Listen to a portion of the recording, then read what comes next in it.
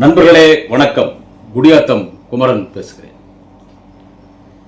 இன்னும் கொஞ்ச நாள் போட்டோம். ஏன்னா ஜெனடிக்ஸ் இவங்கெல்லாம் பேசிட்டு இருக்கிறாங்க, எல்லாம் இளைஞர்கள்லாம் பேசிட்டு இருக்காங்க. நம்மளே பேசுறதுனா இப்போ அவன் புதுசாக பேசிட்டோம். இன்னும் கொஞ்ச நாள் போட்டோம், சும்மா ஒரு முக்கியமான வீடியோ இருந்தால் போடுவோம் அப்படின்னு சொல்லிட்டு நான் எல்லாத்தையும் சும்மா social media, YouTube, media debates எல்லாம் வாட்ச் பண்ணிட்டு இருந்தேன்.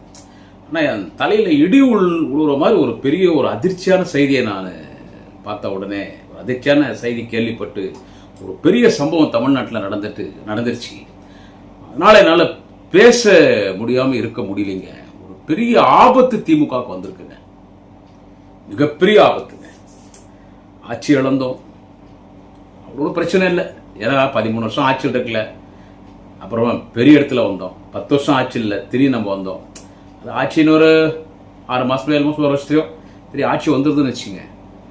அதோட ஒரு பெரிய எனக்கு தலையில் இடியாக விழுந்தது என்னன்னு கேட்டிங்கன்னா, பல கட்சிகள் நம்மளை கூட்டணியில் நம்ம கூட இருந்து நம்மளால ஜெயிச்சு நமக்கு துரோகம் பண்ணிட்டு போனாங்க. போய்கிட்ட பரவாயில்ல, பார்த்துக்கலாம்.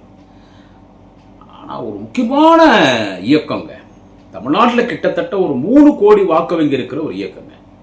3 கோடி தொகுதிக்கு 15,000, 20,000, 25,000 ஒரு வாக்கு வங்கி இருக்கிற ஒரு மிகப்பெரிய ஒரு கட்சிங்க. அவர் மிகப்பெரிய தலைவருங்க. அவங்க நம்மளை விட்டுட்டு போய் இனிமே நாங்கள் தாவேக்காவோட தான் கூட்டணி, திமுகவோட இல்லைன்னு அறிவிச்சிருக்கிறது என் தலையில இமயமலையே இடிஞ்ச மாதிரி இருக்குது. எப்படிதான் நம்ம இந்த இழப்பை ஈடுகட்ட போறோம், எப்படி இந்த இழப்பை நம்ம ஈடுகட்டி போறோம், எப்படி நம்ம இதை பேலன்ஸ் பண்றோம். அவ்வளோ பெரிய கட்சி நமக்கு போயிடுச்சே. ஐயோ ஐயோ, அத்தாங்க நம்ம வைகோ மரண திமுகவா, மதிமுக நம்மளை விட்டு போயிடுச்சே. இவ்வளோ பெரிய கட்சி போயிடுச்சே. வெக்கம், மானம், சூடு, சொரணை ஏதாவது இருக்குதா அவங்களுக்கெல்லாம்? என் வாய் வேற சும்மா இருக்காது. அவனெல்லாம் ஒரு மனுஷனா? நீ எல்லாம் ஒரு மனுஷனா? யோ, இன்னும் கூட நீ திருந்தலையா? 90 வயசு நெருங்க போதுன்னு நினைக்கிறேன். உனக்கு இன்னும் கூட திருந்தல? உன்னை கிட்டத்தட்ட 27 வருஷம் என்னவோ உன்னை ராஜ்யசபா எம்பியை வச்சிருந்த திமுக, பொடால உள்ள இருந்த தலைவர் உன்னை வெளியே கூப்பிட்டு வந்தார் கலைஞர். தொடர்ந்து உன்னை ராஜ்யசபா காமிச்சோம், பார்லிமெண்ட்டுக்கு. போன ஆட்சியில எம்எல்ஏ, இந்த ஆட்சியில எம்எல்ஏ சீட் கொடுத்து அங்கீகாரம் கொடுத்திருந்தா உடனே ஒரு நடிகர் திரு ஜோசப் விஜய் ஆட்சிக்கு வந்துட்டார், அவர் சிஎம் ஆட்டார். இப்ப அங்க போறாராம். நீ போய்களை பத்தி கவலை இல்லை. அதாவது மக்கள் நல்லா ஒன்று கவனிக்கணும், எவ்வளோ பெரிய டுபாகோரா இருப்பான் இருந்தாலும் நல்லா தெரிஞ்சுங்க. திமுக கூட்டணியில இருக்காங்க, திமுக மாதிரி சவாரி பண்றாங்க. நம்ம தான் அரசியல் அங்கீகாரம் கொடுத்துருக்குறோம். திரு விஜய் அவர்கள் சிஎம் ஆயிட்டு தளபதி வீட்டுக்கு வந்தார், நம் கழக தலைவர் வீட்டுக்கு வந்தார், அண்ணன் சீமான் வீட்டுக்கு போனாரு, திரு டாக்டர் அன்புமணி வீட்டுக்கு போனாரு, இந்த ஆள் வீட்டுக்கும் போனாங்க, வைகோ வீட்டுக்கு போன உடனே அவங்க பையங்கிறாரில் ஒரு தங்கமானவன், அந்த துரை வையாபுரி, திமுக போட்ட பிச்சில் எம்பி ஆகிற துரை வையாபுரி, அந்த ஆளு சிஎம் விஜய் அவர்களை கூப்பிட்டு, இதை பாருங்க, இவங்கெல்லாம் எங்கள் வீட்டில் 4 பேர் வேலை செய்கிறவங்க, இவங்கெல்லாம் உங்களுக்கு தான் ஓட்டு போட்டாங்க, விசில் தான் ஓட்டு போட்டாங்க. எங்களுக்கு தேர்தலுக்கு முன்னாலே சொல்லிட்டாங்க, என்னன்னு கேட்டால் நாங்கள் தான் விசில் தான் ஓட்டு போடுவோன்னு. ஏண்டா உன் வீட்டிலே உனக்கு ஓட்டு இல்லை, உனக்கு என்ன உதயசூரியன் தானே, திமுக தானே, உன் வீட்டிலே உனக்கு ஓட்டு இல்லை, உன் வீட்டில் வேலை செய்கிறவங்களே உனக்கு ஓட்டு போடலன்னா அதை தெரிஞ்சுக்கணும். இவர் சிஎம் கிட்ட சொல்றார், விஜய் கிட்ட சொல்றாரு, இவங்கெல்லாம் உங்களுக்கு தான் ஓட்டு போட்டாங்கன்னா அப்ப எப்படிப்பட்ட துரோகிகள் எல்லாம் நாங்க கூட்டணியில வச்சிருந்தோம்னு சொல்லி மக்கள் கொஞ்சம் யோசிக்கிறோம். எப்படிப்பட்ட துரோகிகள் எல்லாம் நம்ம கூட வச்சு அரசியல் பண்ணிக்கிறோம் பாத்தீங்களா? விஜய் உங்களுக்கு தாங்க ஓட்டு போட்டாங்க, உங்களுக்கு தான் ஓட்டு போட்டாங்க. இப்போ ஒரு உயர்நிலை செயல்திட்ட குழு, அப்பா என்ன உயர்நிலை, அப்படியே இமயமலையோட ஒரு மிகப்பெரிய உயர்நிலை செயல்திட்ட குழு கூட்டின உடனே முடிவு பண்ணிட்டாங்களாம். எம்எல்ஏக்கள் 2 பேர், கடையநல்லூர் எம்எல்ஏ, சீர்காழி எம்எல்ஏ 2 பேர், உதயசூரியன் ஜெயிச்சவங்க 2 பேர் திமுக உறுப்பினர். அவங்களை ரிசைன் பண்ண சொன்னாங்க. இவங்க ரிசைன் பண்ண சொன்னாங்களா? அதுல ஒரு சீர்காழி எம்எல்ஏ முதலே சொல்லிட்டார், நான் மதிமுக கிடையாதுங்க, நான் திமுக உறுப்பினர், என்னால ரிசைன் பண்ண முடியாது, உனக்கு எனக்கு சம்பந்தம் இல்லைன்ட்டார். அந்த கடையநல்லூர் எம்எல்ஏ எப்படியோ இழுத்தாங்க, நீ ரிசைன் பண்ணிட்டு, எப்படி என்ன ஒப்பந்தம் கேளுங்க. கடையநல்லூர் எம்எல்ஏ ரிசைன் பண்ணிட்டா அந்த இடத்துல வைகோ பையன் துரை வையாபுரி போய் நிக்கிறதாம். துரை வையாபுரி போய் கடைநல்லூர்ல நின்னா அப்போ அந்த எம்பி ரிசைன் பண்ண இல்ல, அதை திமுக போட்ட பிச்சில் இருந்தாலும் துரைவையாபுரி திருச்சியில் எம்பி நேரில் அங்கே எம்பி வேக்கண்ட் ஆகுது இல்லை, அந்த எம்பியில இந்த சைக்கோ வைகோ நின்றுதான். சின்ன பசங்க அப்பா மேலாட்ட மறைக்குது. அங்கே துரைவையாபுரி கடைநிலையில் ஜெயிச்ச உடனே மந்திரி ஆயிடும். என்ன கணக்கு போட்டுக்கிறானுங்க பாரு. அவங்க 2 எம்எல்ஏ அழகாக சொல்லிட்டாங்க. கடைநிலூர் எம்எல்ஏ சொல்லிட்டாரு, சிறுகால் எம்எல்ஏ சொல்லிட்டாங்க, ஐயா நாங்கள் உதயசூரில் நின்று ஜெயிச்சோம். தமிழினத்தின் தலைவர் என்னாலும் மக்களின் முதல்வர் தலைவர் தளபதி ஸ்டாலின் தான் எங்களை வந்து எம்எல்ஏ ஆக்கினாரு. திமுக தொண்டம் உழைச்சி எம்எல்ஏ ஆக்கியிருக்கிறோம். தொகுதி மக்கள் ஜாதி வித்தியாசம் பார்க்காம மதம் பார்க்காம ஓட்டு போட்டுக்கிறாங்க. ரிசைன் எல்லாம் பண்ண முடியாதுன்னு அவங்க 2 பேர் நாங்கள் திமுகன்னு உறுதிப்படுத்திட்டாங்க. இந்த கேடு கட்டவன் இப்போ 2 எம்எல்ஏ. இப்போ விஜய்க்கு என்ன இப்போ வேணும்? அவர் சிஎம் விஜய்க்கு என்ன வேணும்? எம்எல்ஏஸ் வேணும். ரிசைன் பண்ணிட்டா அந்த 2 எம்எல்ஏ இவர் வந்து பிரச்சாரம் பண்ணுவாராம். அது இந்த வைகோவே சொல்றாரு, எங்கிட்ட விஜய் சொன்னாரு. யார் சொல்றது? வைகோ சொல்றாரு, எங்கிட்ட சிஎம் விஜய் சொன்னாரு, நீங்க 2 ரிசைன் பண்ணிடுங்க, அங்க இடைத்தேர்தல் வந்தா நான் உங்களுக்கு வந்து பிரச்சாரம் பண்றேன், அப்ப நீங்க ஜெயிச்சிருவீங்க. எப்படி பாருங்க இது. அவங்க 2 பேரும் ரிசைன் பண்ண மாட்டேன்ட்டாங்க. இப்போ நாங்க வந்து டிவிக்கோட கூட்டணி திமுக வெளியேறுறோம். அவங்களுக்கு தேவை எம்எல்ஏ சீட்டு. நீ ஃபியூஸ் போன பொறுப்பு இருக்கிறதே அந்த மதிமுக 2 பேர் தான். மல்லை சத்யான்னு ஒரு நல்ல மனுஷன் இருந்தார், அவரும் உங்களை விட்டு போயிட்டாரு. மல்லை சத்யா அவங்க விட்டு போயிட்டாரு. இருக்கிறது 2 பேர் தான். இந்த 2 பேர் வச்சு அவங்க என்ன பண்ண போறாங்க? இனி வருகிற உள்ளாட்சி தேர்தலில் எந்த தேர்தலாக இருந்தாலும் நாங்கள் தாவேக்காவோட கூட்டணியில் இருப்போம். தூக்கு போட்டு தொங்கு. எனக்கெல்லாம் சந்தோஷம். நானெல்லாம் இந்த கோபால்சாமி கூட்டணி சேர்க்கும் போதே சொன்னேன், இந்த ஆள்லாம் என்னத்துங்க வேஸ்ட், நல்ல வேஸ்ட். இந்த காங்கிரஸ்காரனுக்கெல்லாம் நம்ம 27 28 சீட்டோ கொடுத்தோம். அந்த 27 சீட்டோ 28 சீட்டு நம்மளே நின்றா 20 சீட் திமுக ஜெயிச்சிருக்கோம். 20 சீட் திமுக ஜெயிச்சிருக்கோங்க. நம்மளே ஜெயிச்சிருக்கலாம். இந்த கூட்டணி கட்சிகளை சேர்த்துக்கின்னு இவனுங்களை எம்எல்ஏ ஆக்கிட்டு அவனுக்கு நம்மள குறை சொல்லிட்டு அங்க போயிட்டு நம்மள குறை சொல்றாங்க. இனிமே திமுக ஆட்சிக்கு வராதுன்னு ஒரு வகையில் நமக்கு தேவைதான். ஆனா அழகா அண்ணா ராசா அவர்கள் கழக துணை பொதுச் செயலாளர், நீலகிரி நாடாளுமன்ற உறுப்பினர், ஆனால் ராசா அழகா சொன்னார் திருமண விழாவில், மாண்புமிகு என்னாலும் மக்களின் முதல்வர், மிக விரைவில் தமிழ்நாட்டின் முதல்வராக பொறுப்பேற்கக்கூடிய நமது தலைவர் தளபதி அவர்களே கூட்டணியே வேணான்னார். ஆமா, இவனுங்களை கூட்டணி வந்து கூட்டணியில சேர்த்து இவனுங்களை எம்எல்ஏ ஆக்கி அப்புறமா அவனுங்க நம்மளை விட்டு போய் நம்மளே குறை சொல்றது நம்ம கட்சிக்காரர் ஆகிட்டு போலாமே. கூட்டணினா என்னயா? கூட்டணினா என்ன? இதுல வந்து அக்கா பிரேமலதா, மரியாதைக்குரிய அக்கா திருமதி பிரேமலதா விஜயகாந்த் அவர்களுக்கு இந்த கருத்து பொருந்தாது. அவங்க இல்லாம நான் பேசுறேன். மற்ற கூட்டணி எங்களுக்கு துரோகம் பண்ண கூட்டணி. கூட்டணினா என்ன ஐயா? தனியா நின்னா உன்னால ஜெயிக்க முடியாது, டெபாசிட் கூட வாங்க முடியாது. அதனால பெரிய திமுக மாதிரி பெரிய கட்சி கூட வந்து சேர்ந்துக்கின்னு எங்களுக்கு 4 சீட்டு கொடுங்க 5 சீட்டு கொடுங்க சொல்லி எங்க ஆதரவால ஜெயிச்சுட்டு அப்புறமா ஊழல் கலெக்ஷனு கரப்ஷன் பேசுற கேப் மாதிரி தனமான வேலை தானே நீங்க சரிங்க. துரோகம் பண்ணீங்கல்ல, எந்த கவலை எங்களுக்கு கிடையாது. அதாவது மக்கள் இப்போ தெளிவா இருக்கான். இந்த 40 நாட்கள்ல தெரியாம ஒரு பெரிய தப்பு பண்ணிட்டோம். ஒரு சிறந்த தலைவரை நம்ம முதலமைச்சரா தேர்ந்தெடுக்காத போயிட்டோம். கொளத்தூர் தொகுதியை இளவு வீடா இருக்குது. கொளத்தூர் தொகுதி இளவு வீடா இருக்குது. இவ்வளவு பெரிய தப்பு பண்ணிட்டுமே நம்ம சொல்லி. அதனால எங்களுக்கு எந்த வருத்தம் கிடையாது. எங்களுக்கு எந்த வருத்தம் கிடையாது. நான் ஒன்னு சொல்றேன், தமிழக முதலமைச்சர் மக்கள் ஓட்டு போட்டு தேர்ந்தெடுத்திருக்காங்க. தமிழக முதலமைச்சர் திரு ஜோசப் விஜய் அவர்களுக்கு இத்தனை கட்சி வந்துச்சு. எங்க முதல குத்தணும், நாளைக்கு உங்க முதல குத்த மாட்டான்னு என்ன சார் நிச்சயம்? ப்ரோ விஜய் ப்ரோ, எங்க முதல குத்தனா இல்ல, நாளைக்கு உங்க முதல குத்தம். நாங்க அரசியல பக்கம் ஒடிஞ்சவங்க. அவர் கலைஞருடைய புள்ள 50 வருஷம் அரசியல் சர்வீஸ் செய்தவருக்கு. நீங்க நேத்து தான் அரசியலுக்கு வந்தீங்க. எங்க முதல குத்தனவங்க உங்க முதல குத்த மாட்டான்றாங்க. எவ்வளவு நேரம் அது ஒரு பக்கம் இருக்கட்டும். ஆனா இப்போ ஒருத்த வந்து சேர்ந்துறான் பாரு உங்கள்கிட்ட, mister Vijay sir, CM sir, இப்போ ஒருத்த வந்து சேர்ந்துக்கிறான் பாரு. இப்போதான் உங்களுக்கு 7.5 பிடிச்சிச்சு. ஆனா இவ்வளவு சீக்கிரம் உங்களுக்கு 7.5 பிடிக்கூடாது. இப்போ அவன் அந்த கோபால்சாமி வந்து ஒருத்தரை நான் வந்து ஆதரிக்கிறேன், நான் ஒருத்தரை ஆதரிக்கிறேன், இனிமே இவங்களோட நான் கூட்டணி இருக்க போறேன், இனி அவங்களுக்கு மதிமுக பக்கபலமா இருக்க அந்த ஆள் வந்து நிக்கிறான்னா அந்த கட்சி காலி, அந்த கட்சி தலைவர் காலி.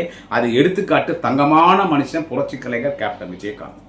ஆமா, அவர் தான் முதலமைச்சர் வேட்பாளர். தூக்கின்னு சுத்தனவன் யாருன்னு கேட்டா இந்த வைகோ. இல்லைன்னா அந்த தேர்தலில் கலைஞர் முதலமைச்சராக இருப்பார். அந்த தேர்தலில் கலைஞர் முதலமைச்சராக இருப்பார். அந்த தேர்தலில் திமுக கூட்டணி சேர்ந்த அந்த தேர்தலில் கலைஞர் முதலமைச்சர். அதை கெடுத்தவன் யாருன்னு கேட்டா இந்த வைகோ. ஆனா நாங்க அந்த வைகோ நாங்க கிட்ட சேர்த்தோம். விஜயகாந்த் தான் முதலமைச்சர் வேட்பாளர்னு அவரையும் ஒன்னும் இல்லாதாக்கி எல்லாரும் எடுத்துன்னு போய் அடி பாதாளத்துல சாக்கடையில் தள்ளவன் தான் இந்த கோபால்சாமி. 7.5 தரித்திரம் பிடிச்ச 7.5. இன்னைக்கு அவர் வந்து உங்ககிட்ட சேர்ந்துக்கிறார் விஜய் ப்ரோ. இன்னைக்கு வந்து அவர் வந்து உங்ககிட்ட சேர்ந்துக்கிறாரு. நம்மெல்லாம் எதுவும் உங்களை பண்ண தேவையில்லைங்க சார். இவன் அந்த ஆள் வைகோ ஒருத்தர் போறோம் சார், விஜய் சார் ரொம்ப டீசெண்டாவே பேசுவோமே. நான் எல்லாம் இன்னும் பேச நிறைய நேரம் இது. இப்போ பசங்கள்லாம் பேசினுக்கிறாங்க. அதனால என்கிட்ட சொன்னாங்க ஒரு 2 மாதம் அமைதியா இருப்பா, நீ பேசினா அந்த வீடியோ வைரலாக போகுது. இப்போ புதுசாக பசங்க பேசிட்டுறாங்க, பேசிட்டோம்னா இந்த வைகோது எனக்கு பொறுக்க முடியல. அதனால நாங்கள் உங்களை ஒன்றும் பண்ணுறதோ அது எதிர்க்கட்சியும் போது நீங்கள் பேசும்போது உங்களுக்கு பதில் கொடுக்கணும். ஏன்னா முதலமைச்சர் விஜய் வந்து தேவையில்லாதெல்லாம் பேசுறாரு. என்ன சொல்றது, அப்பாவை தேடுறான்றது என்ன, அதுக்கெல்லாம் எல்லாரும் பதில் கொடுத்துட்டாங்க. அதெல்லாம் பார்த்தா எனக்கு சிரிப்பு தான் வருது, கோபம் கூட வரல. ஏன்னா ஒரு மெச்சூரிட்டி இல்லை. அப்பாவை தேடுறான்றது, நீங்க அப்பாவை தேடுறான்றீங்க. எங்க எதிர்க்கட்சியான உதயநிதி செங்கல்பட்டில் மனைவி கணவனை தேடி நிற்கிறாங்கன்றாங்க. உங்க மேல கதை கதையா சொல்றாங்க இப்படி என்றது. இன்னும் நிறைய சம்பவங்கள்லாம் இருக்குது, அதெல்லாம் பசங்க பார்த்துக்குவாங்க. என்ன இதெல்லாம் பசங்க பார்த்துக்குவாங்க. ஆனா ஒன்னு சொல்றேன் மிஸ்டர் விஜய்க்கு, சிஎம்க்கு, வைகோன்னு ஒருத்தரை நீங்க சேர்த்துறீங்களே இப்ப கிட்ட, இந்த ஆள் ஒரு ஆள் போறவங்க சொல்லி முடிக்கிறது. இப்ப ஒரு அறிவிச்சார்ல வைகோ, இனிமே நாங்க டிவி கூட பயணிக்க போறோம். அந்த நிமிஷத்துல இருந்து பாருங்க உங்க ஆட்சிக்கு ஒன்னொன்னா நடக்கும் பாருங்க. ஒரு தீங்கா நடக்கும், நடக்கக்கூடாதெல்லாம் நடக்கும், கேடுகாலம் தேடி வரும். ஏன்னு கேளுங்க, வைகோ போற இடம் அந்த மாதிரி இடம். நீங்களா விலை கொடுத்து 7.5 வாங்கிருக்கீங்க. கோபாலசாமிக்கு ரொம்ப நன்றிப்பா. அப்பி தவறி இந்த பக்கம் வந்துட்டு போறேன். நாஞ்சில் சம்பத் பேசுறது எனக்கு எதுவுமே பிடிக்காது. ஆனா வைகோ பத்தி நாஞ்சில் சம்பத் பேசுறது 100க்கு 100 உண்மை. என்ன அதனால ஏயா தொகுதிக்கு 10 ஓட்டு இல்லையா? இந்த வேலையெல்லாம் பாக்குற ஆதவர்ஜி நான் சொல்றேன். ஏன் உங்களுக்கு தெரியாதா? ஆதவர்ஜினா உனக்கு தெரியாது? தொகுதிக்கு 10 ஓட்டு இல்லையா மதிமுக? அட கம்யூனிஸ்டாவது அவங்க ஏரியாவில் அவங்க ஓட்டு வச்சிருக்காங்க. உங்க கூட வந்துக்கிற கட்சியில எல்லாம் அவங்க இப்ப திருமாவளவன் வருகிறாருன்னா அவருக்கு ஒரு வாக்கு வங்கி இருக்குது. இந்திய யூனியன் முஸ்லீம் லீக் முஸ்லிம்ஸ் ஏரியாவில் ஒரு தொகுதிக்கு 200 ஓட்டு 300 ஓட்டு வச்சிருப்பாங்க. அவங்களாவது பரவாயில்ல, 200 ஓட்டு 300 ஓட்டு. ஆனா இந்த ஆள் வைகோக்கு தொகுதிக்கு 10 ஓட்டு இல்லையா? குடியாத்துல ஒரே ஒரு ஓட்டு எங்க அண்ணன் நகர சேலத்துக்கிறாரு. கேவிக்குப்பம் தொகுதியில ஓட்டு கிடையாது. திருப்பத்தூர்ல 2 ஓட்டு, ஆம்பூர்ல 4 ஓட்டு, காட்பாடியில இல்ல, ராணிப்பேட்டில் 1 ஓட்டு, ஆற்காடுல 1 ஓட்டு, அரக்கோணத்துல 2 ஓட்டு, சோளிங்கர்ல 3 ஓட்டு. இவ்வளவுதான் ஓட்டே. ஒட்டுமொத்த திருப்பத்தூர் மாவட்டமே எடுத்துனா 100 ஓட்டு இல்லையா அவங்களுக்கு? அது ஒரு கூட்டணி கட்சியா? நோட்டாக்கு கீழே சொல்றாங்க இல்ல, அதை விட கேவலையா. இப்ப திருச்சியில விஜய் பேசும்போது சொல்ல, திமுக அதிமுக இது 2க்கு தான் என்னைக்குமே போட்டி. சல்லி கட்சிகளை எங்களுக்கு கணக்கில், சல்லி கட்சியிலும் சல்லி சல்லி சல்லி ஜுஜுமி கட்சியா மதிமுக. அவன் எங்களை விட்டு போயிட்டா சந்தோஷம், ரொம்ப சந்தோஷம், ரொம்ப சந்தோஷம். என்ன சொல்றது, எல்லாரும் போங்க. ஆனா ஒன்னு சொல்லிடுறேன், நான் டிவிகேல இருக்கிற விவரம் தெரிஞ்சவங்க யாருன்னா இருந்தா அவங்களுக்கு சொல்றேன். இப்போ திமுக கூட்டணியில 2 கம்யூனிஸ்ட் இருந்துச்சு, விடுதலை சிறுத்தைகள் இருந்தாங்க. இவன் கூட இந்த கோபாலசாமி இருந்தால், அது உதயசூரியன், அது அவங்களுக்கு சின்னம் கிடையாது. மீதி அக்கா பிரேமலதா, விஜயகாந்த், இப்படி எல்லாரும் இருக்காங்க. இல்ல இப்ப எல்லா தொகுதியிலும் எங்க கூட கூட்டணி சேரும்போது எல்லாரும் ஜெயிச்சாங்க. ஏன்னா இப்ப தளபதி பிரச்சாரத்துக்கு போது உதயசூரி இல்லாத இடத்துல எங்க கூட்டணி கட்சியை நிற்கும் போது இங்க உதயசூரி நிக்கல. நாங்க முரசு சின்னத்தை ஆதரிக்கிறோம்னா, ஓ தளபதி சொல்லிட்டார்ப்பா, திமுக கூட்டணி முரசு போட்டு போட்டாங்க, கம்யூனிஸ்டுக்கு போட்டாங்க, விடுதலை சிறுத்தைக்கு போட்டாங்க, ஐயமொழிக்கு போட்டாங்க. ஏன்னா தளபதி சொல்லிட்டாரு, இங்க உதயசூரனுக்கு பதில் இதுக்கு போடலாம். ஆனால் டிவிகே ஓட்டு போடுற வாக்காளர் எப்படி தெரியுமா? எப்படி தெரியுமா? இப்போ இவங்க எல்லாம் கூட்டணி சேர்ந்துட்டாங்க. சரி, தேர்தல் நிக்கிறாங்கன்னு வச்சுக்க, விஜய பிரச்சாரத்துக்கு வராரு. இந்த இடத்துல நாங்க கம்யூனிஸ்ட் ஆதரிச்சிருக்கிறோம், இந்த இடத்துல நீங்க கம்யூனிஸ்ட் போடுங்க, இவங்களுக்கு போடுங்க, அவங்களுக்கு போடுங்க, விடுதலை சிறுத்தைக்கு போடுங்க, ஐயமொழி போடுங்க, இங்க நாங்க நிக்கல, விசில் நிக்கல, நாங்க இவங்களை ஆதரிக்கிறோம், இவங்களுக்கு போடுங்கன்னு சொன்னா போடுவாங்களான்னு கேட்டா போட மாட்டாங்க. இது கூட்டணி டிவிகே கூட்டணி கட்சின்னு விஜயே சொன்னா கூட போட மாட்டாங்க. ஏன்னா அவன் அதெல்லாம் முடியாது. எங்களுக்கு இந்த ஏணி, சுத்தியல் அறிவாளு, கதிர் அறிவாளு, பானை சின்னம், அப்புறமா அந்த கூட்டணி சின்னம், அதெல்லாம் எங்களுக்கு தெரியாது. விசில் நிக்குதா அப்படின்னா கிடையாது. இதுக்கு முன்னால் நான் திமுக அதிமுக போட்டு போயினே இருப்பான். இப்படிதான் விசில் போட்டு போடுறேன். நீங்க எல்லாம் கூட்டணி போயிட்டனால ஆஹா விஜய் ஜெயிச்சு சிஎம் ஆயிட்டாரு, அதே மாதிரி உள்ளாட்சியில நம்மளும் ஜெயிச்சு கட்சி. நான் உங்களா மாதிரி அடிகட்ட முட்டாள யாரும் இருக்க மாட்டாங்க. என்னடா இவள் பெரிய வார்த்தை பயன்படுத்த நினைக்காதீங்க. திமுக கூட்டணி இருக்கும்போது திமுக தளபதி சொல்லி, உதயநிதி சொல்லி, திமுக தொண்டன் சொல்லி கூட்டணி ஓட்டு போட்டானே, அப்படிப்பட்ட ஓட்டெல்லாம் நீங்க டிவிக்கேல வாங்க முடியாது. அவங்க விசிலுக்கு போடுறது போடுவாங்க. அதே 30% குறைஞ்சு போச்சு 40 நாள்ல. முன்ன போட்டதுல 30% குறைஞ்சு போச்சு. அதனால நீங்க போனதுல எனக்கு எந்த வைத்தச்சல் கிடையாது. நான் ராஜா அண்ணன் சொன்னதை நான் மெயின்டைன் பண்றேன். ராஜா அண்ணன் சொன்ன மாதிரி கூட்டணியே தேவையில்லை. தேமுதிக அக்கா பிரேமலதா, விஜயகாந்த் இருக்காங்க, நன்றி உணர்வோடு இருக்காங்க, விவரம் தெரிஞ்சவங்க. மரியாதைக்குரிய மறைந்த அண்ணன் கேப்டன் விஜயகாந்த் அவருடைய துணைவியார், அரசியல் தெரிந்தவர். என்ன எல்லாரும் அங்கே போய்கிறீங்க, சந்தோஷம், நல்லா இருக்கு. ஆனால் இன்னொன்று, எப்பா வைகோ, சோத்துக்கு உப்பு போட்டு சாப்பிட்றியோ இல்லையோ, அதுலேயும் உன் பையன் இன்னொன்று சொல்லிட்டா, அந்த துரை வையாபுரிக்கு இன்னும் அவ்வளோ மான ரோஷமாக பேசுகிற, துரதிருஷ்டவசம் உதயசூரில் நின்ட்டோன்னு வீட்டில் வேலை செய்கிற வேலைக்காரே உனக்கு ஓட்டு போடல, விஜய்க்கு போட்டாங்கன்னா இவர் துரதிருஷ்டவசம் உதயசூர் நின்ட்டாரான். இப்போ உனக்கு நான் துரை வையாபுரிக்கு ஒன்று சொல்கிறேன், உண்மையிலேயே உனக்கு மானம், சூடு, சொரணை, சோத்துல உப்பு போட்ட சார மாதிரி ஏதாவது உனக்கு ஒரு உணர்வு இருந்தா, என்ன நீ ஒரு மனுஷ ஜென்மனா இருந்தா, அந்த திருச்சியில் எம்பிக்கு நின்று அதை ராஜினாமா பண்ணிடு. திருச்சியில் எம்பிக்கு நின்று ராஜினாமா பண்ணு. நீ வேணா கேட்கலாம், நான் உதயசூரில் நின்னா, நான் வந்து தீப்பொட்டி சின்னத்தை தான் நின்னேன்னு. நீ தீப்பொட்டி சின்னத்தை தான் நின்ன, ஆனா யாரை பார்த்து ஓட்டு போட்டான் அவனுக்கு? திமுக கூட்டணி, எங்க தலைவர், தமிழகத்தினுடைய மக்களின் நிரந்தர முதல்வர், மிக விரைவில் தமிழகத்தின் முதல்வராக பொறுப்பேற்கக்கூடிய அன்பு தலைவர் தளபதி ஸ்டாலினுக்கு பிரச்சாரம் பண்ணாரு.